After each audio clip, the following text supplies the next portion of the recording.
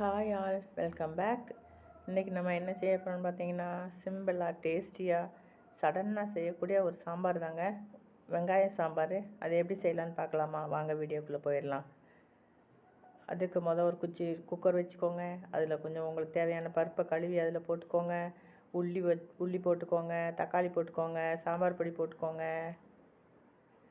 கொஞ்சம் இஞ்சி பூண்டு பேஸ்ட்டு போட்டுக்கோங்க. டேஸ்ட்டு நல்லா சூப்பராக இருக்கும்.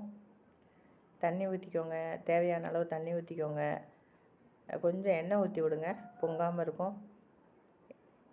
ஊற்றி விட்டுட்டு கொஞ்சம் வெந்தயம் போட்டுக்கோங்க, நல்லாயிருக்கும். அதையும் நல்லா கலந்து விடுங்க.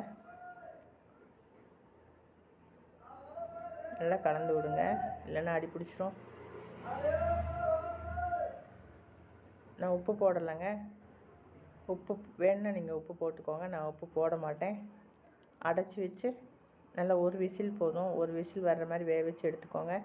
அது மாற்றி வச்சுக்குவோம். விசில் வந்துருச்சுங்க, அதை மாற்றி வச்சுக்குவோம். இந்த விசில் வந்துருச்சு.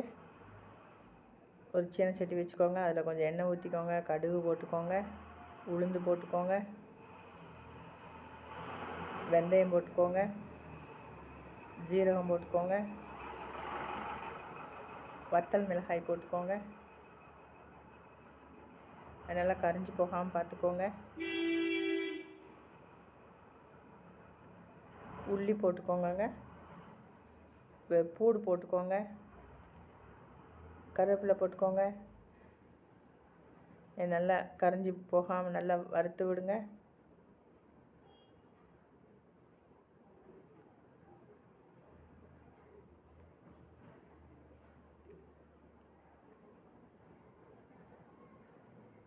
சாம்பாரை ஓப்பன் பண்ணி பார்த்துக்கலாங்க.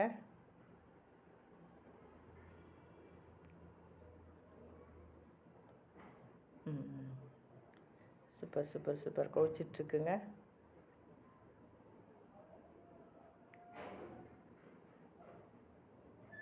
மசிய வேவலை, ஆனால் கொஞ்சம் கைப்பிடிச்சா நசுங்கிற மாதிரி இருக்குது, வெந்திருக்கு.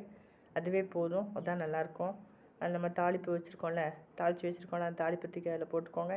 ஒரே ஒரு கொதி வந்துக்கட்டும்.